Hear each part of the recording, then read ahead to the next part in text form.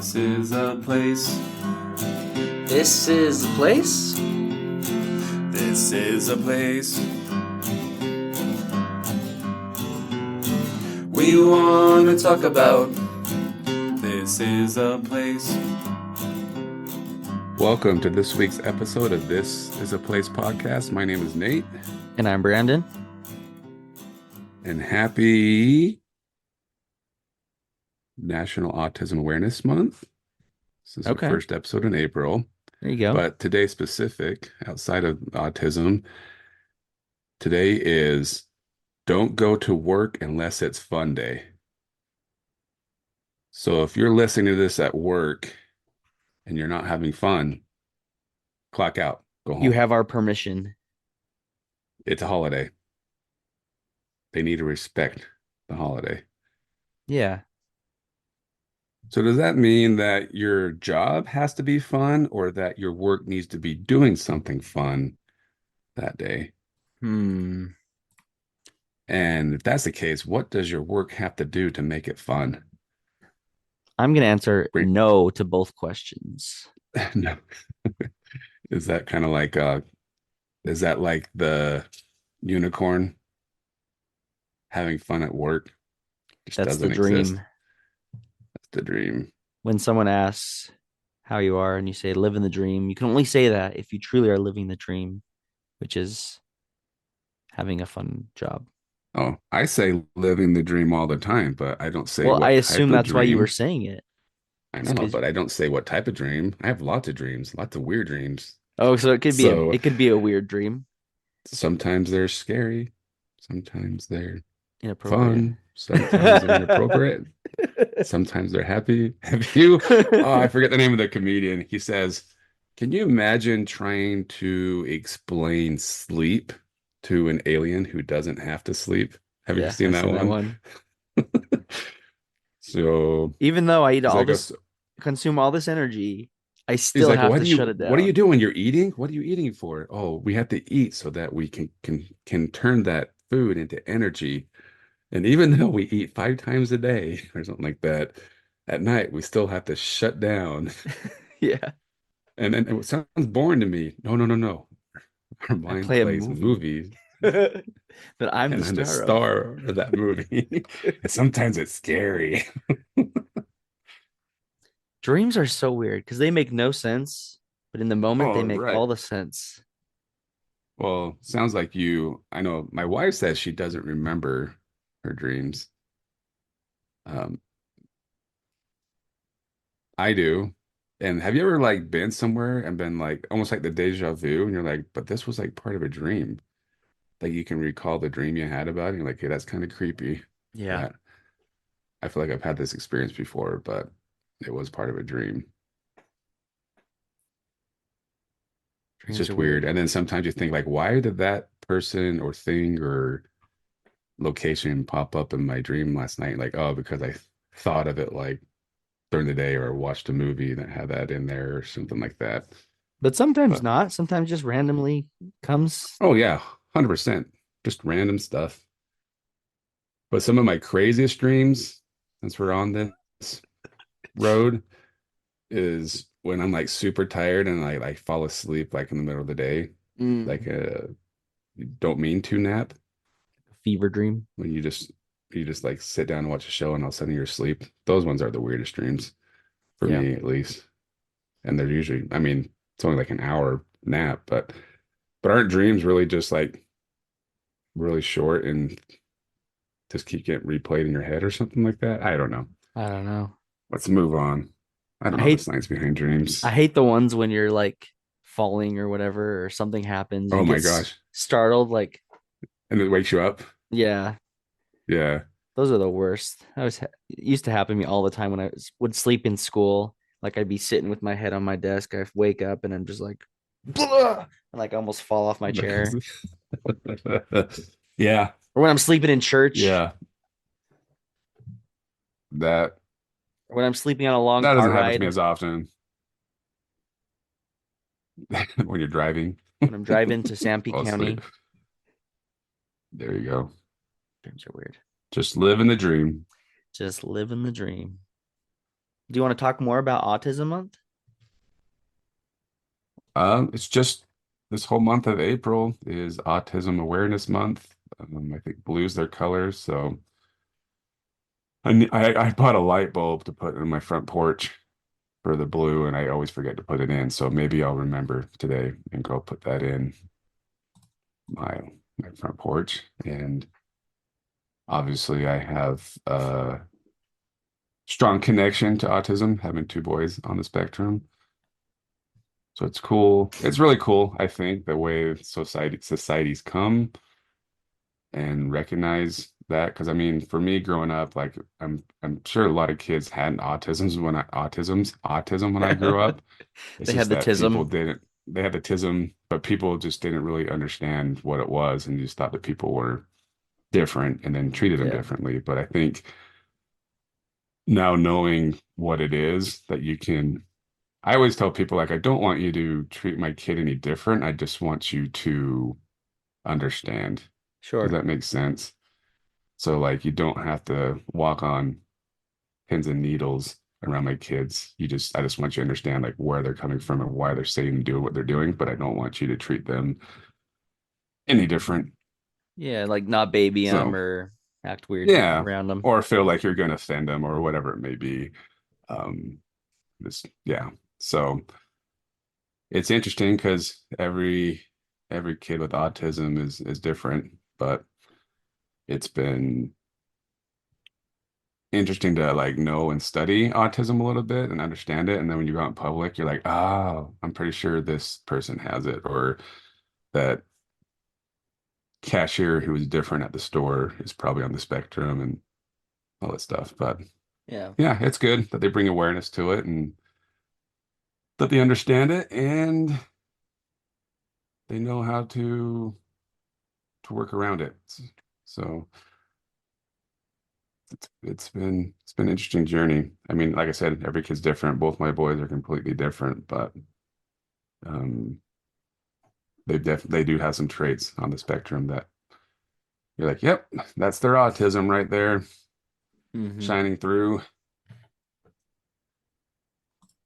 yeah. Well, good. Good thing to remember and be aware of this month. Month of April. And there was April Fools. Did you do any April Fools jokes, pranks? Did you do anything? No, I I didn't. did not. I always have I strong had one. ambitions to do so, but I just didn't get around to it. Yeah, it seems like every other year I have ambition, but this year the kids were out of school on April 1st. So it was harder to plan stuff. It's easier to do when they're coming home from school. But my oldest son, I had this planned out and until I found out that it was on April 1st. And I might still do it. It doesn't have to be April Fool's to play a prank on somebody. Yeah, you But could put blanks whenever you want.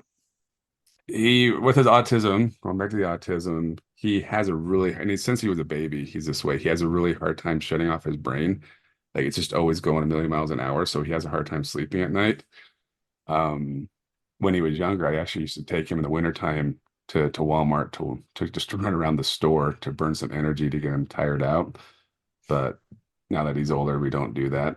He just doesn't go to bed at night like he should, even though he's tired. So a lot of times he gets home from school and he'll crash in his room, and we don't know that he's asleep. But my plan was on April 1st, until I found out that didn't have school, was to turn off all the lights and act like it was early in the morning and then turn on his alarm to get ready for school and see if we could get him and then everybody gets into bed Hmm. and to see if we could get him upstairs to take a shower like he would be to go to school Uh, and then everyone comes out and laughs at him ha ha ha anyways but good prank. since he's not having to get up so early in the morning to go to school, he did not take a nap on April Fool's Day, so we couldn't play that joke. Plus, he would have known it was no school. But we'll Yeah, do it later, and I will return and report. please do. Let's jump into it. We've got a guest today, and I found the guest through a Facebook group I'm a part of. He has a podcast, and we kind of shared contact information and said he was excited to come on and talk about Utah and he kind of gave us the topic. It's related to another one that we want to do in the next coming weeks. The guests come on and he talks with us about Sanpete County, which is obviously a county in Utah, and it's maybe a little bit slept on. It's not one of the top counties you think of. That your Sanpete's a little hidden gem, and so it's cool to talk with him and hear about some of the different things you can do there. Let's go ahead and listen to that interview. All right. So today we are joined by Brigham Blackham, and you're a lot of things, Brigham. Tell us who you are and what you do. Absolutely. Hey, thanks so much for having me on your podcast today, Brandon and Nate. It is a pleasure. So first off, I'm a short-term rental host. StayBnB.com is my business. I help people that want to come have safe, clean, affordable housing that is on a temporary basis, go and have a great experience while they're doing it. So if you ever stayed in like an Airbnb or a VRBO type of property, I've got a handful in Sanpete County, and I think that's really what we're going to be talking about today are some of the fun activities that you can go and experience in Sanpete County. That's where I grew up. I love that area. And it's such a pleasure to be able to give back to my community that has given so much to me. Yeah, we're excited to talk with you about it. I've spent time in Sanpete. I went to school down there for Nice. about a year or so. So I was able to do a little bit of outside because there's not much else you can do there other than Yeah. outside activities. Outside activities is definitely the main thing that people when they come to Sanpete County, like, man, what do we do? You you got to bring your mountain bike. You got to go out there. You got to hike, connect with other people. There's so much fun uh, environments there that you got to get outside. It's something that is very unique to the rest of Utah.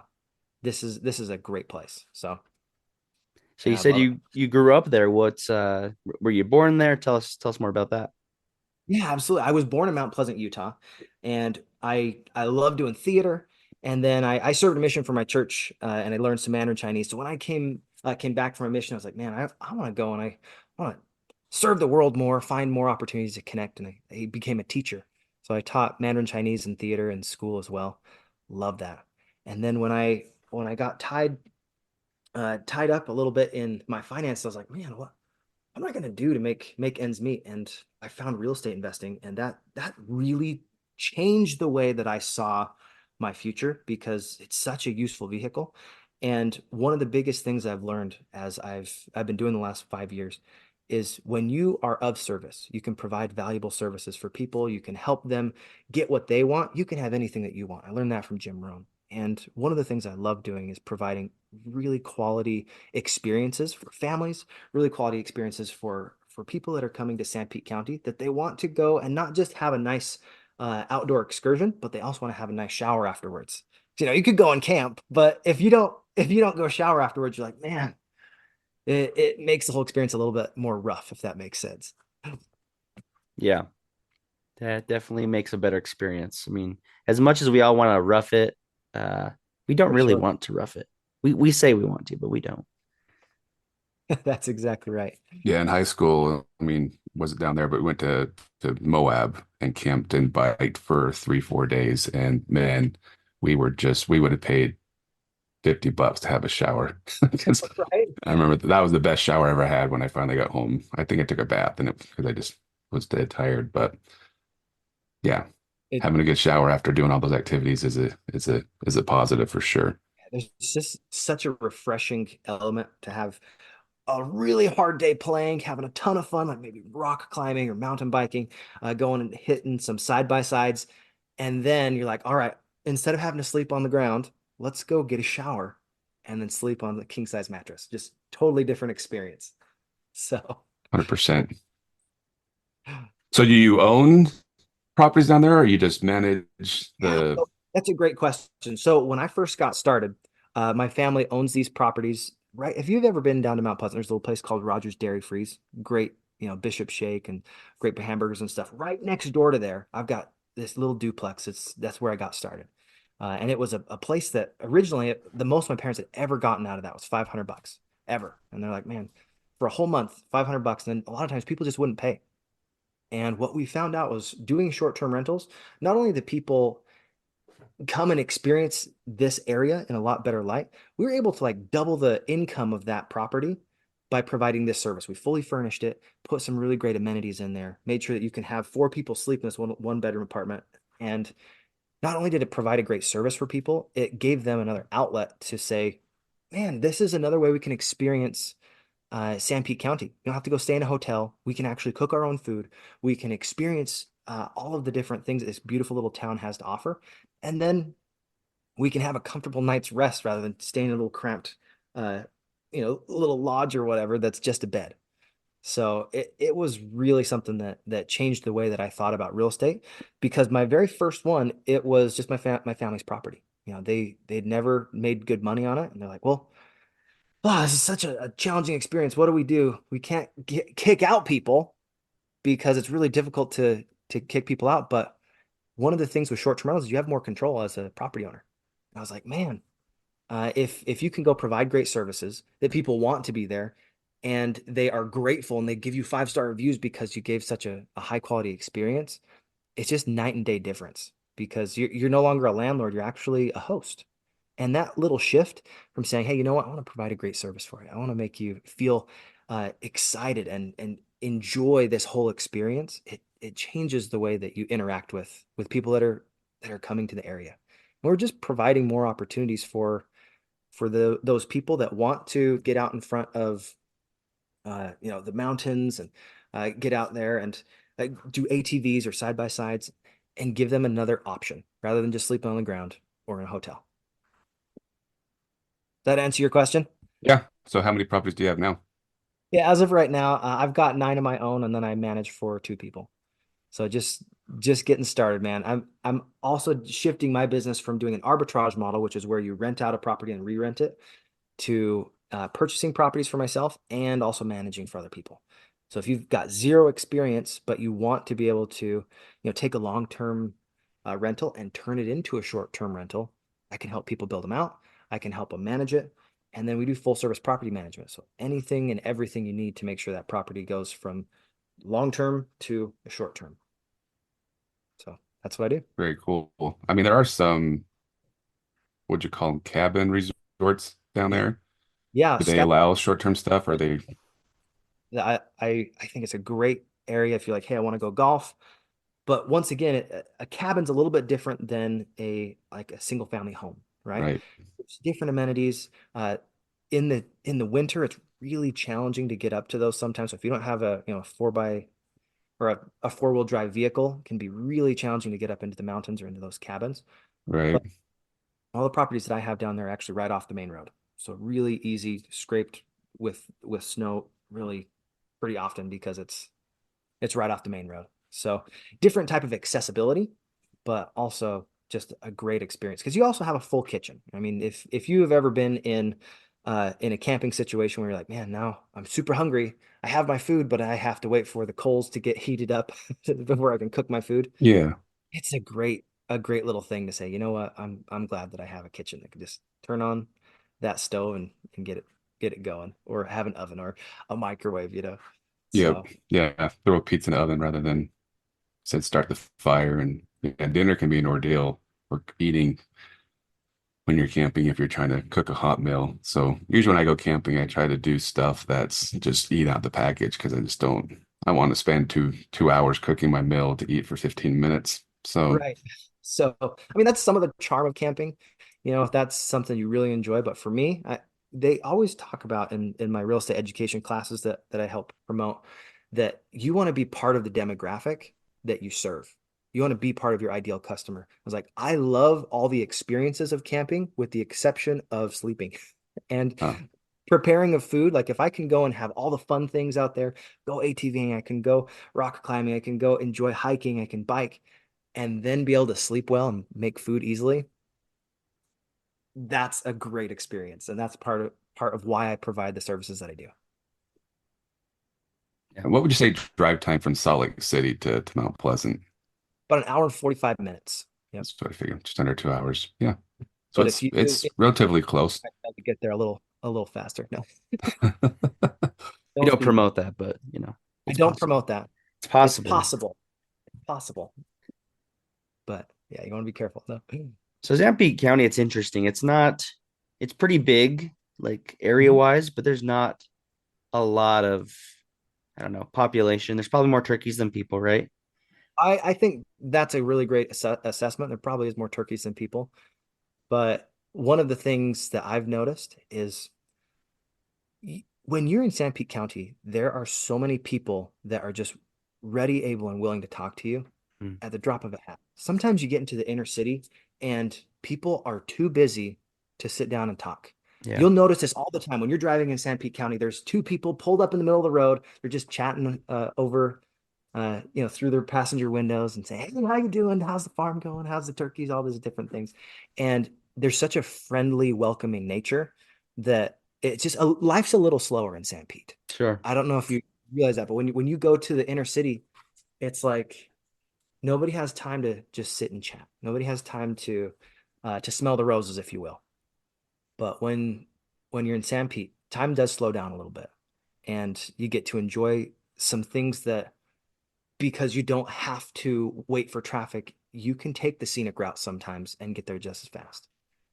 So anyway, I Yeah, and love that's kind of the point is there's a lot of land, there's a lot of expansive areas to explore, things to do. Just looking at kind of the makeup of it, you got like maybe the main way people go is through the Fountain Greenway to kind of get in, or there's like the main highway that has like Mount Pleasant, Spring City, Ephraim, Manti along the route. But I mean, a lot of what it is and why there's so much need for what you provide with your rentals is so that people can go there and have easy access to outdoors, to like you said, the rock climbing, the mountain biking. What are some of your favorite, I don't know, if you were to give your top three favorite things to do out there uh for an as far as outdoors? right. So Yeah. outdoor travel. I think number one, I always think of this one first is when you go to Maple Canyon. Mm, There are some slot canyons in there that are so much fun. And they have aggregate rock climbing. It's a little bit different than most rock climbing because it has all these almost like cemented in rocks. So there's a lot of handholds. And if you're a beginner rock climber, there's already a ton of tracks in there. I'm not personally a rock climber, but I have done some bouldering. I'm not very good at it, but it's fun. I actually like to hike, and there's this little slot up there that when you pull into Freedom, Utah, and you go through Maple Canyon, there's this hike that you can actually go and you walk under an arch, and I love it. There's a little vista that you can hold onto this bar over the side of a cliff and look at it. It's exhilarating. And one of the things I love about Maple Canyon is you can actually go and prep some food as well, and they have picnic tables out there too. So you can have an entire day planned, go and experience some great hikes. Honestly, there's so many hikes you can't do them in a month. mm, Like there are so many different trails. But if you are serious about getting connected to nature, you feel so free out there. There's some great canyons, great rocks. You'll also there's a really cool waterfall out there, and I had a guy this last year love that waterfalls. yeah, this waterfall in Sanford County, believe it or not. He came in the middle of winter. And I was like, "Huh, you're a mountain climber. Why are you here in the middle of winter?" He's like, "Dude, have you been out to that waterfall?" I was like, "Yeah, in the summer because it's cold." He said, "You need to get out there." And he brought his ice picks and he showed me a picture of him climbing up this uh this Frozen rock wall, waterfall. this frozen ice waterfall. And I was like, that is gnarly, man. So number one is Maple Canyon. So if you like hiking, honestly, mountain biking as well. There's a lot of trails out there that you can do mountain biking on. But hiking, biking, rock climbing, that's so beautiful. And a lot of people will actually go out there for family photos. I've taken family photos out there, especially in the fall. Mhm. Colors are just gorgeous. Reds and orange, and it just feels like you painted pastels all over these trees. It's gorgeous. So that's number one for me. Number two would probably be Fairview Canyon. And I personally like Fairview Canyon, not only in the summer, but also in the winter, because there's some really great, almost secret slopes out there because there are there are mountains that are just perfect with lots of Quakies and they have such great ski runs up there. I mean, you do Mm. want to bring a snowmobile when you do that though, or have someone go at the very top of the mountain, drop you off, and then drive down to the bottom.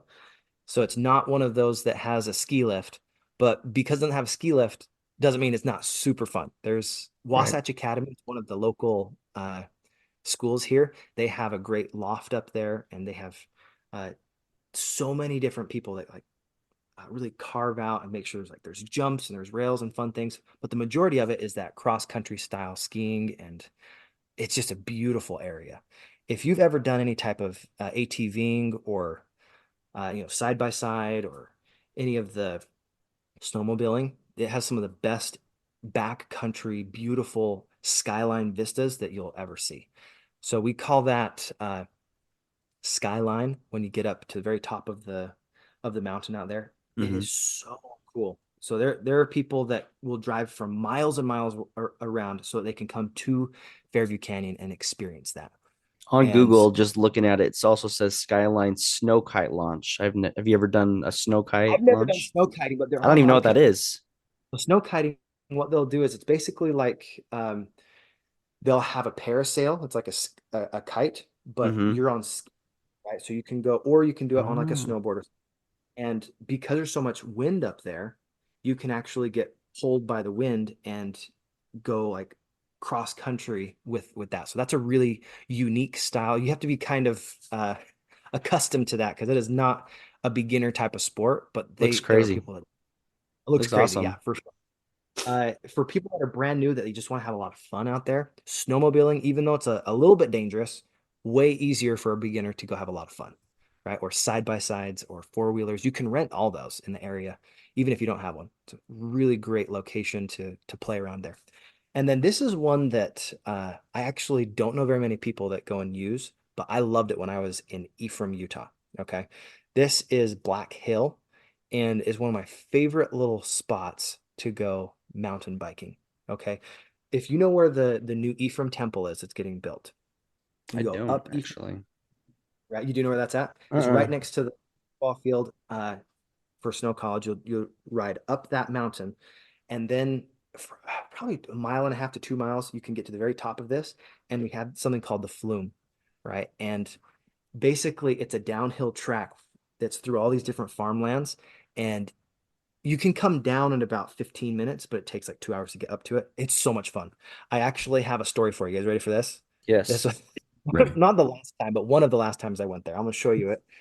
This guy right there, if you can see that scar, It's a nice car. this is just how much fun you can have out there. They have a couple spots where you dive down and you come back, and there's kind of a tabletop like jump.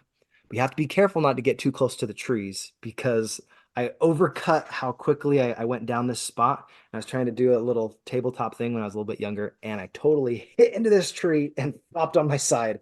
And it didn't even rip my jacket, but it totally cut me under my jacket. So it's exhilarating. If you guys like mountain biking, that is one of those very very fun, exciting trails that very few people know about. So yeah, hit me up. I'm happy to tell you guys a little bit more about that if you stay in What a was that one short-term called rental. again? Black That one is Black Hills. So Black Hills. if you run up there, I don't know if there's any official trails there. That was just a local guy found that, and we've done that for years. Yeah. So that's a really fun one. And you can get to it just by going to Snow College, right where that football field is on the north side. Mm. Go all the way up to the very top, and then there's a little a trail going downwards. It's so much fun. That was my running So route back in the day. I that didn't was your did running probably route. didn't get that high, but You didn't get that high. Yeah, yeah. it takes a little while, a couple hours to get up there. I would do that in the mornings, and it was a blast. So there you go. Those are my top three. Got to get those top three. Yeah, I mean, we could probably maybe we might have to do our own little we do field trips from time to time where we'll go Love it. and do a couple episodes in a place, and Sanpete, it's got so much. Maybe this is worthy of us doing that at some point because just as you've been talking, I've been zooming in and looking at the sites on Google Maps, and just like there's so much here that you just don't even realize. Just zoom Yeah. out from the main street and just look at how many trails, how many things are just highlighted on the map. There's so much The to do and so man, much to see. Sanpete forest and all the beautiful mountains there. They're unlike all the rest of the mountains in the rest of the state. Different Hmm. vibes, a lot of really beautiful, almost desert-like vegetation. Yeah. You'll see tons of deer, lots of elk, It's so much fun. You'll also see a lot of like jackrabbits out there. You'll see different types of snakes as well. If you are into that type of reptile, you'll see No thanks. tortoises. Yeah, what was that? No You said thanks. no, no thanks. Don't like the snakes. No, but there's also a lot of great cows out there. If you guys like to go and connect with nature that way, my family has a little ranch over there in Freedom, right at the face of Maple Canyon. Got some beautiful HB Cattle Company is actually what that's called. But you pass that on your way to Maple Canyon. You literally can't get to it without passing it. But it's a Brandon kind of experience. joked about it, but isn't turkeys kind of a big deal down there? When I was in fourth grade, I asked my teacher, "So what's the industry here in Sanpete?" He's like, "Turkeys. That's it." But you know, as as the area has grown, that has been not just the only industry. There's other industries too. Sure. Yeah, these are huge. So my grandfather actually helped start the turkey co-op, is what it's called. He was the first stockholder actually, which is kind of cool. Howard Blackham was his name, and he raised turkeys for his whole life, and he raised cows as well. So turkeys is a huge part of that industry, and it's a huge part of the culture of Sanpete County.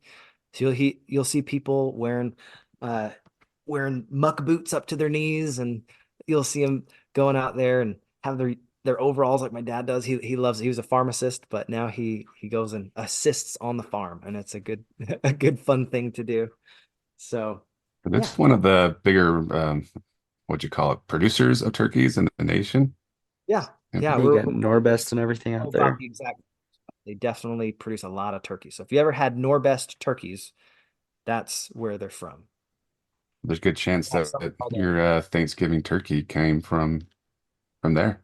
a great chance. So if you guys have ever had a sweetheart turkey, literally it is the best thing you can have from Sanpete. It's super easy.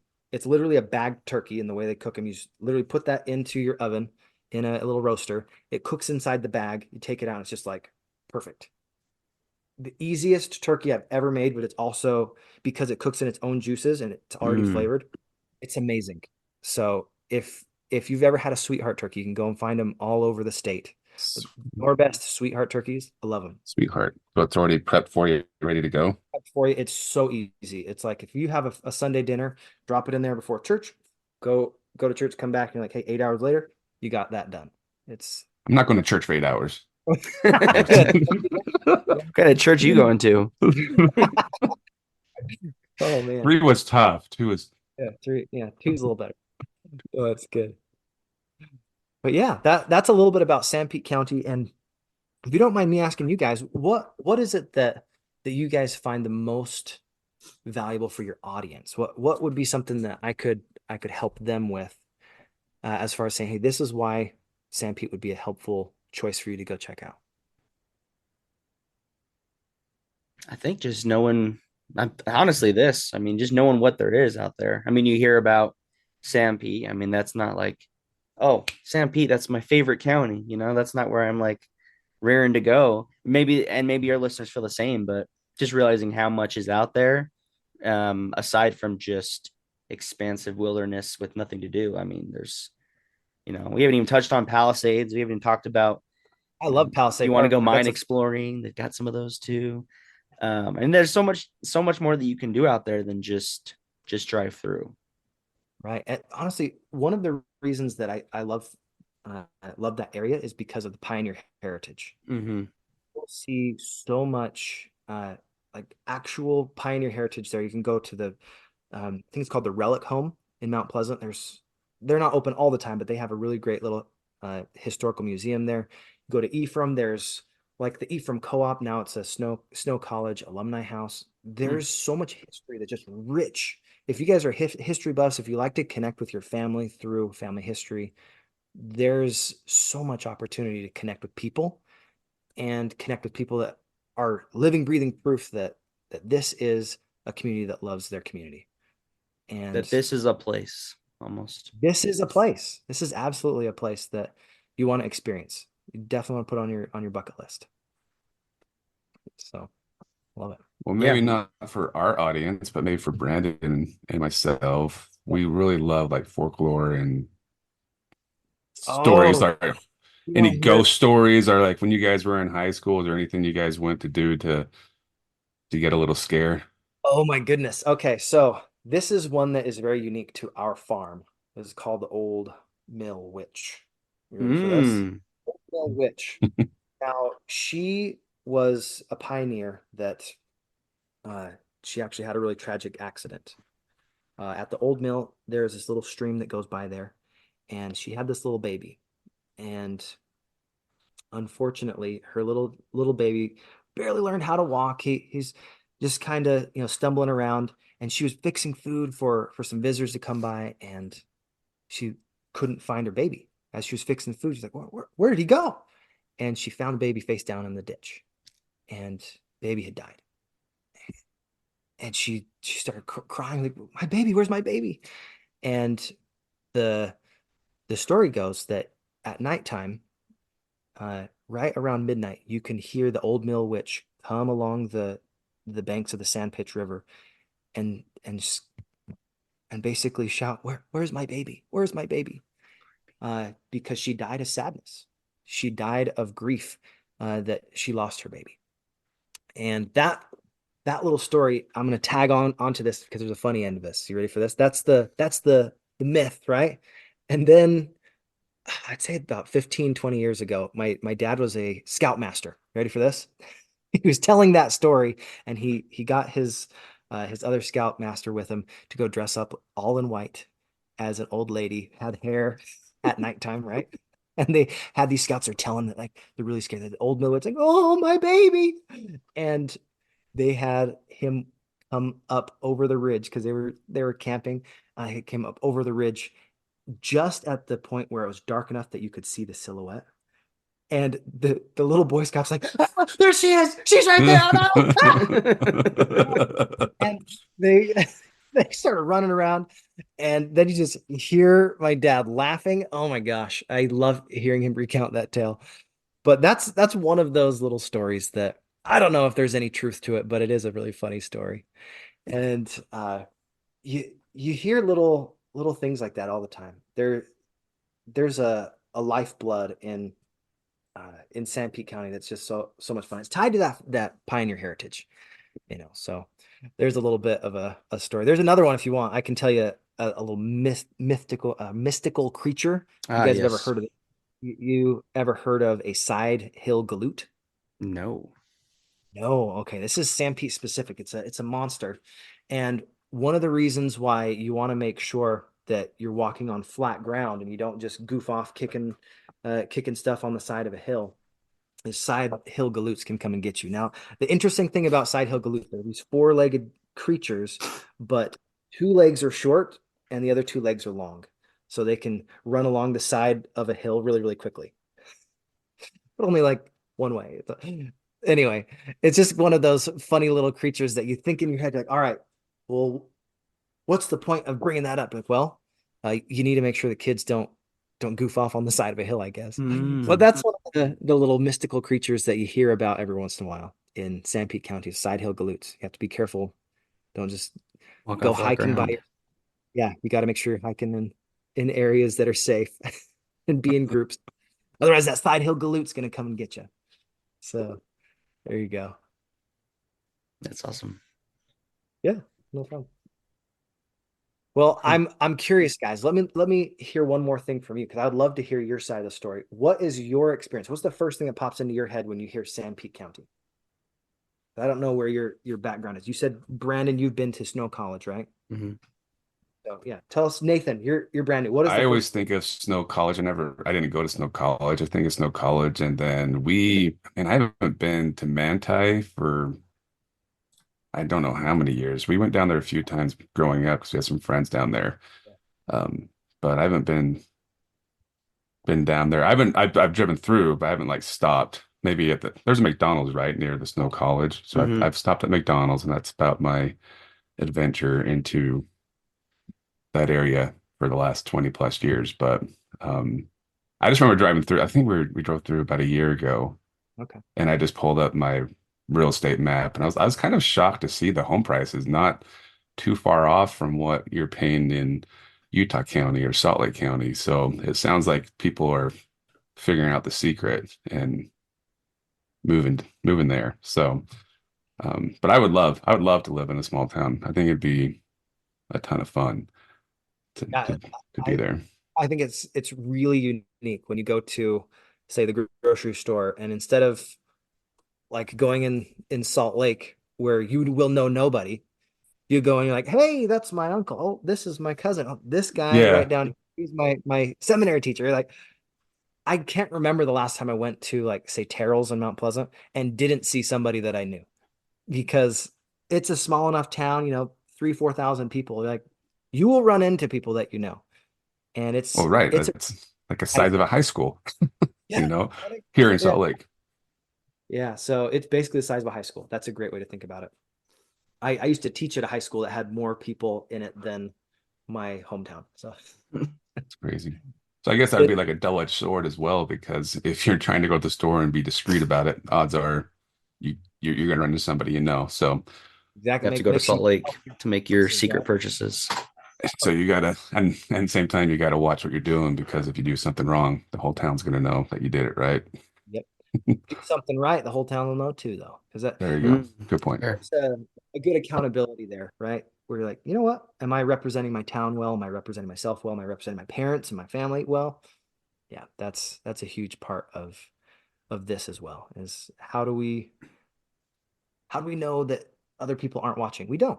We know that we need to make that integrity choice, whether someone's watching or not.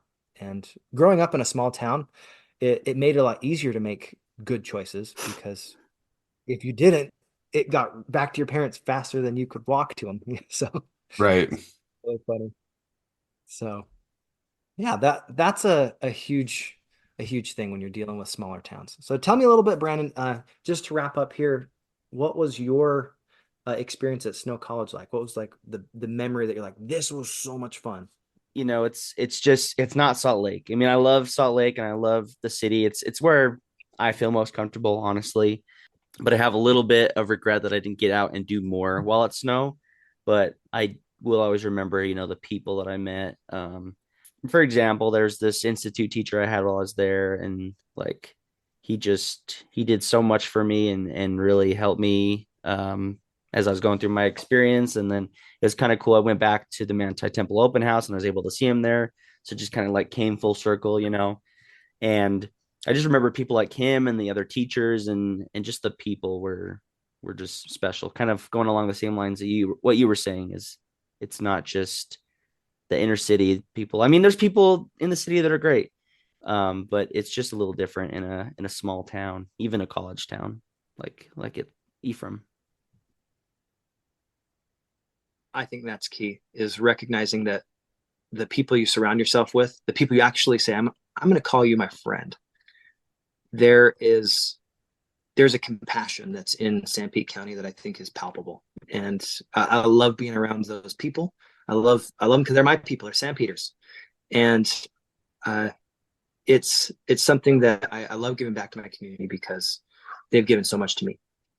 I was really thankful for this opportunity to talk with you guys, Brandon, Nathan. It was a pleasure to spend some time with you today, and this is a great place. I'm really thankful to have you guys put out this energy into the space, and grateful that we can connect. And I'm sure this is not going to be the last time we connect. I think we need to do a field trip one of these days Agreed. and have Yeah, you guys we come. can get a guided Fun. tour. We like guided tours, that's for sure.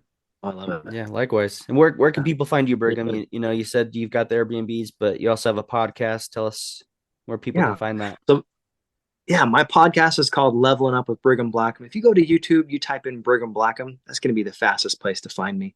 I'm the only Brigham Blackham on YouTube, so that's the fastest way to find me. And then if you guys are looking to get into real estate investing, TM me on Facebook. You can find me there as well. Happy to help you guys. We have online on-demand coaching and mentorship and software that help anybody at any skill level be able to go from that dream being in their head to be able to be in reality. So yeah, that's a little bit about me. So Nate, when are you going to plan your next trip down to San Pete? That's a good question. I didn't really bring it up to him. I did mention the cabin thing, but one thing I would I would like to have in my life is uh, a cabin or house or in a small town or cabin resort area that I can get to, and it has to be within about 90 minutes of my house, or else I feel like you just wouldn't use it. So places down there pop up all the time. I just never gone down to take a look at any of them or visit them. And it would be nice if I could find a place, but the places I look at, I think say they don't do nightly rentals that are in that area. But it would be nice to have something down there that was like a nightly rental, like he was talking about, some place that I could use to get away. So it's been on my board or my dream board for a few years now. I just haven't ever gone further than looking online. It's crazy to me that all this time we're doing the podcast, and I'd call you a friend. I'd say you're my friend. We've never done any kind of a camping trip or anything like that. And I'm not saying we That's have to. true. I'm just saying it's crazy we haven't. I mean, we haven't even been down to. I've got my family has property down in southern Utah. It's a little bit further than 90 minutes. It's about 4 hours. So it's a hike, but we really need to go down there. Well, weren't we? It was a few years ago. Isn't there somewhere here along the Wasatch Front in one of the canyons, like a haunted campsite that we were going to go visit? Maybe we should look into that. You talking about the Logan one? I don't think it's low. I don't know. Maybe it is. I just know there's some, it pops up on one of those lists. Like there's either a hike or a campsite that's haunted. And I'm sure it's just the way the wind blows through the mountains, but Is it though? Is it? I don't know. Maybe. It does make me more excited to hear about that. I'd be more willing to sleep on the ground if I get to see some of them ghosts. Some of them ghost. Yeah. I tell you what, ghost or not, talking about camping, I think like I think it would be scary for me and probably for you is to go up into the canyon and then hike like a mile up one of the trails all by yourself and then camp overnight All by yourself, all by yourself. So you're like a mile away like a from Michael any Scott. contact. Yeah, yeah. It's kind of. Yeah, without Dwight hiding in the background. But more like remote, like like you're at least a mile away from even contacting anybody. So you're in the middle of nowhere. So kind of Not gambling nowhere, with your just life a all by little yourself. bit. A little bit. It would be a little Hmm. nerve-wracking. I mean, I just can imagine like my brain just going a million miles an hour. And that not necessarily the ghost thing. It'd just be like, ooh, what if there's a Animals. wolf, a bear, animals, right? Yeah. So that would be a challenge. I know a few people have done that and say it's like it's pretty intense. You find out if you're Intense. Intense. Pretty intense. I said a joke, didn't mean to. yeah, I don't know if I'd be up for that challenge. I mean, I do Amazon deliveries in the morning sometimes, right? And I had one where I had to go up the canyon, all the way up the canyon so far. And it was 4 a.m., super dark, Hmm. couldn't see anything. And it was so nerve-wracking. I mean, I was by houses, so it's not like I was in the middle of nowhere, but just being up in the canyon, that Do you remember which canyon it was? Mill Creek, was it Mill Creek? I think it might have been Mill Creek. Here it is. Okay, I went up, yeah, towards Brighton. Yeah. I knew it. So what is that? Little Cottonwood? Big. Big Cottonwood. Yep. I was almost to Brighton. Yep. That makes sense. It was so scary. Anyways, early in the morning on an October morning, and it was terrifying. So even that, if I couldn't handle that, there's no way I'm gonna handle going up a mile alone in the canyon and sleeping. And you're in a car that you can run away. Yeah, Exactly. Not gonna It is happen. kind of freaky. I mean, we have our timeshares up at the Snowbird and Little Conway Canyon. And there's been plenty of times over the years that I've had to drive up late at night, and it's a different drive when it's dark compared to daylight, Yeah. because all those movies start coming into your mind, right? Large Marge, Large such Marge. a oh man, Pee-wee's Big Oh, Adventure. yeah. I need to I think that's watch what that her movie name again. was. But yeah, the pick up a hitch or pick up something on the side of the road or be hitchhiking to get Large Marge. I don't know. But I No, can thank I can you. totally see it. It's a little different.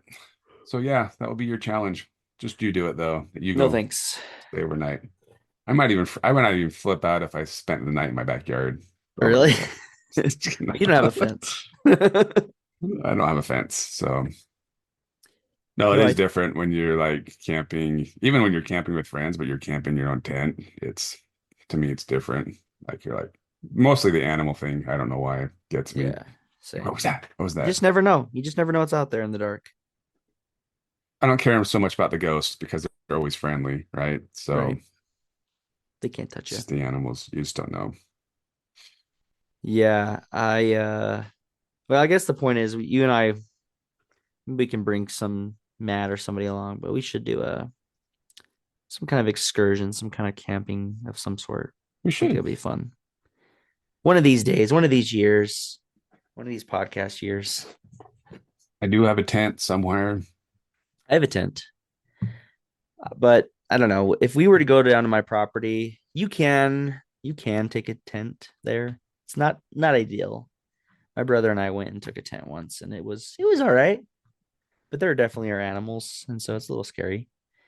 Is And there anything besides land? Do you guys have a cabin or anything on it? there are cabins on the property that people stay in. I've never stayed in them. I don't. But All anyway, right. Well, get out there, get to Sanpete. Thanks again, Brigham, for coming on and chatting with us about it. I mean, I'd done a little bit out there. Like I said, I explored a couple mines when I was at Snow.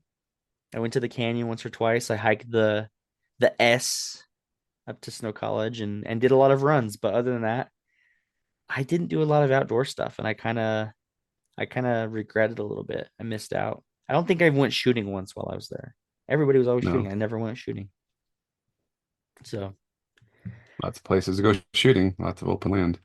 yeah, it's a great place for the outdoorsy type. And I mean I think you feel the same. We're not the most outdoorsy people. We don't do tons of outdoorsy stuff, but we like it.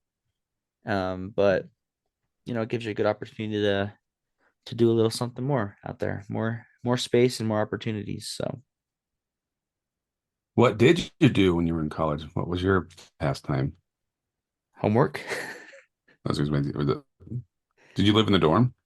No, it was like off campus apartments. I mean, it's just kind of like little, I don't know how you call them, just like little rooms. Student housing type thing? Yeah, I mean, they were like just these Apartments that you rent little, out by the room? right? Yeah. So in mine, it was me, and then like I had a room. There's one, two, I think like three rooms. I think there was five of us in total at one point, something like that. And you had your own room? Yeah, I did have my own room. Some people had, you know, joint rooms. Like my cousin lived in the same complex, but I think she shared a room with somebody for at least one semester. But I always had my own room. Huh. Yeah, I only experienced about one semester of that down at BYU though. Not BYU, UVU, but on Yeah, BYU campus. Cross street from the stadium, which was nice. That was that's cool. nice. And anyways, being We'll right need by to the do we'll stadium. need to do some episodes dedicated to our college experiences. It'd be a fun one. Sure. Talk about snow. That'd be a good episode, but not for Yeah, because you now. got like snow's pretty popular, right? With the Utah crowd. If you don't go to BYU or the big schools. Snow, Yeah. and then Cedar City, that one's Southern University. Southern S Southern Utah Southern University. Utah. student at Utah University, and then now it's Utah Utah Tech Tech. and St. George. Yeah. Yeah. It's always hard to like remember when people say which one they went to. I'm like, which one? Because I always get Snow and SUU backwards and which one's which. But Yeah. Yeah, it's good to, I don't know. I think it's good to be able to get out on your own as a student for a little bit. So it was good. UVU is just kind of a commuter school. I mean, not a lot of, I mean, people still live down there, but it's a lot easier just to commute there. But yeah, you got a lot of that. Or if you don't want to pay the BYU tuition, then you go down there and you can live on their, I think you still can live in their student housing, BYU approved student housing. And you yeah. get and the funny thing is too, is at least when I went there, you still got the same BYU professors. They would teach at both at the Y and Oh, at really? UVU. So it was interesting. Hmm. Anyways, but UVU's grown like a weed since I've been there. It's completely different. So Yeah. might not be the same experience. Right. Anywho, well, did we do enough tangents for one episode? Thanks for listening to This Is a Place podcast. And this was a place we just talked about.